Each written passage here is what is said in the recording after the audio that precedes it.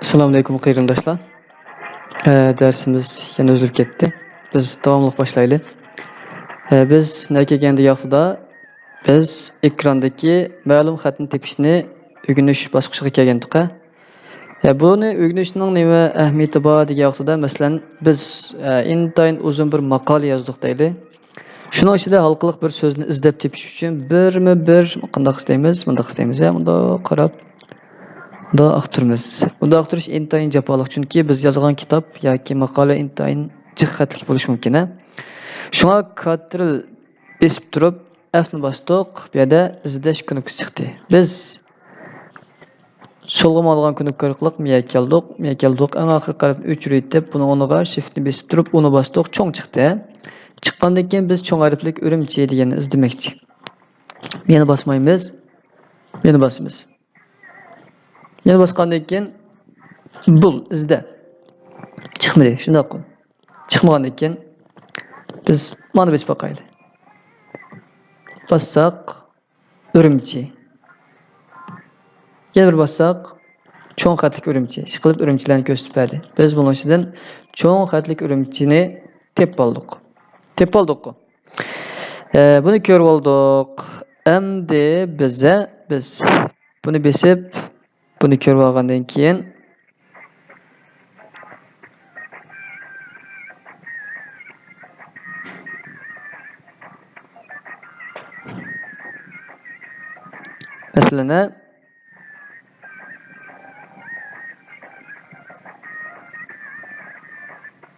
Masalan biz bet yüzdeki ma'lum bir xatni qadaq boqaylik. Ma'lum bir xatni boshqa bir xatga almashtirib boqaylik. Yoki to'xtanglar. Biz buni bosgandan keyin eng ostidagi soat va tarix. Ya'ni biz shu notepadda bir narsa yozgan vaqt soatda shularni chiqarish uchun buni besib olsak, bu yerga vaqt chiqdi. Mana. Endi bu nega chiqsin? Eng ustiga chiqsin. Ctrl Z'ni besitib yoki buni tanlab qandaq delete'ni besitdik. Bu vaqt tarix eng ustiga chiqsin. Enter bosdik, miyada bo'shliq qoldi vaqt tarix uchun. Miya kirib, eng ostini yana besatsak, vaqt tarix chiqdi yoki enter besib qandaq biya qarsak nima debdi? Ya da F5 deb turibdi. Yani miyani chekkan ya bo'lmasa miyani ichib bilmay F5 ni bir vaqtda bevosita bossangiz tarix chiqadi degan gap. Endi biz F5 ni bevosita bosdik. Tarix chiqarib berdi. Yana bosdik. Tarix chiqarib berdi. Qandaq chiqdi.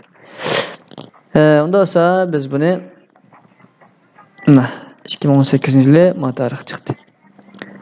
Unda biz bularni yutib turaylik. Qanday qilamiz? Miyaga keldik. Mantal bo'ldik. Endi shiftni besib turib, ustiga ma'noganni bosdik. Bosgandan keyin bo'yaldi, shappada o'chirdik. Manchu o'ngga ma'noganni besib turib, delete yurib ketdi. Endi F5 besib qo'yaylik. Enter besib qo'yaylik, bo'shliq qolsin. Ostiga ma'noganni besib, eng ostiga tushdik.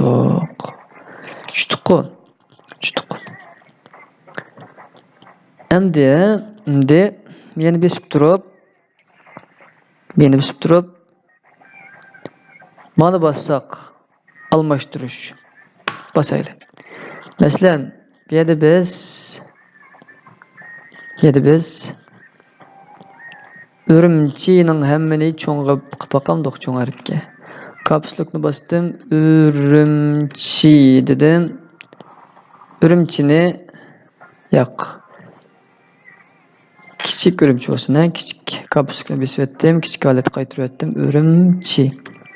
Kichik harflik o'rimchining hammani tegishadigan, ya'ni almashadigan so'z. Kapslukni bosdim, cho'ng harflik o'rimchiga almashsin. Endi bu yerda almash deb buyruqni berdi. Bo'lmadi. Yana besitaylik. Endi hammani almashtir. Endi o'rimchilarga qarab baqsaq,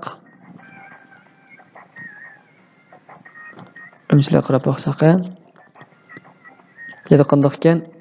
Cho'ng harflik, kichik harflik o'rimchini cho'ng harfga almashtirib berdi. Yani bütün hamma harfi kichik harf bilan boshlangan. Yoki qaytib bakayım miyaga kichik harfda urumchi. Miyaga kichik harf kapsukni bosdim urumchi. Yoki Qashqar deb turli urumchilar bor hozir. Masalan, miyaga Qashqar dedik. Yoki bundaq yozaylik. Qashqar. Masalan, miyaga mouse'ning o'ng knopkasini taq bossak bo'yaldi-ku. Ctrl C bosib buni biz miyaga Ctrl V ni bosib chopildik. Qandaq 2 dona kichik harflik Qashqar bo'ldi. Endi biz buni almashtirish uchun qandaq Ctrl H ni bossangiz bo'ldim, yana hech bilmaydi dedi. Texim tez bo'ldi qo'shimiz. Ma'qul, ashta qilaylik. Ctrl H bosdik. Almashtir degan chiqdi. Endi biz bu yerga bunda deylik. Kichik harflik Qashqar. Boya biz buni Ctrl C bilan kopyalab olgan. Endi biz Ctrl V ni bosib miyaga choplatdik. Endi miyaga cho'ng harflik caps lockni bosdik. Qashqar. Buni bundaq manaqa qilibasini Qashqar. Qilgandan keyin hammani almashtirni bosib olsak, almash bo'ldi hozir. Qarab boqaylik. Mana cho'ng harfga almashdi. Qana yana birisi. Mana bu kichikda bu cho'ngga almashdi. Bilib oldikmi? Bilib oldik. Ishda qilib biz intayin jiqnasi bilib oldik.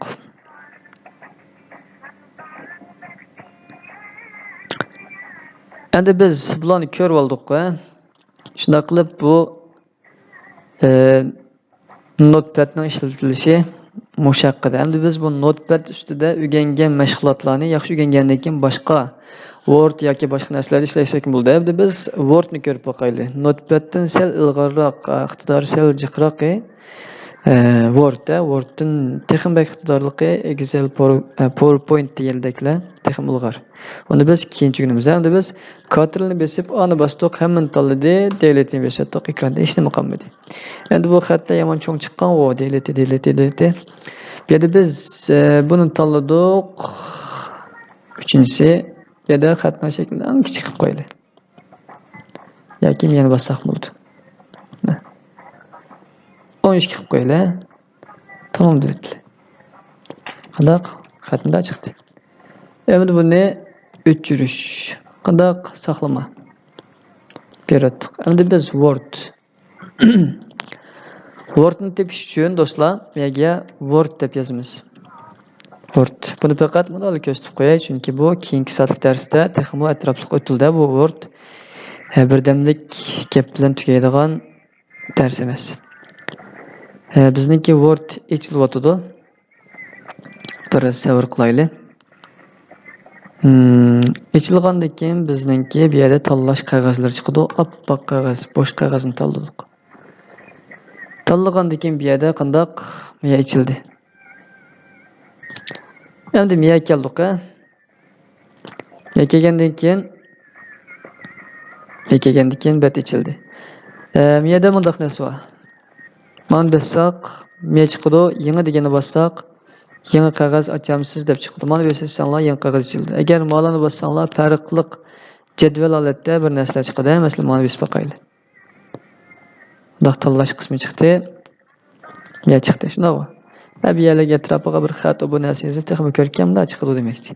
Biz hozir buni o'rganmaymiz. Masalan, mana tushirsak, biz 5-chi vaqon chiqdi. Shunday bu. Bu chiqdi. Chiqqandan keyin biz nima ish qilmoqchidik degan vaqtida yangi hujjatni aytishni o'rgandik. Endi biz yangi hujjatga bu narsa qilmay, aslidagi hujjatga masalan biz miyaga enter desak, masllik miyaga tushdi. Bu kichikkan-ku. Mana xatlar kichik chiqdi-ku. Endi bu cho'ng chiqish uchun miyani tanladik, xatning cho'ng kichikligini belgilash.